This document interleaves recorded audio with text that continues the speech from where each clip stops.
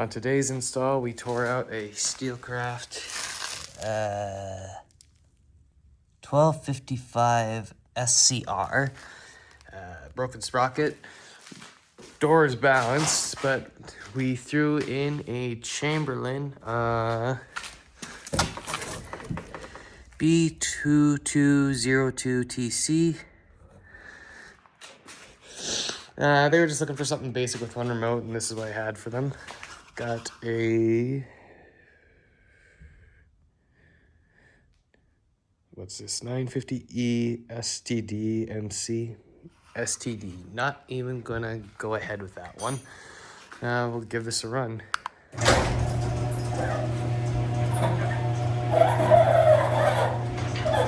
Probably could put some oil on this door before I go.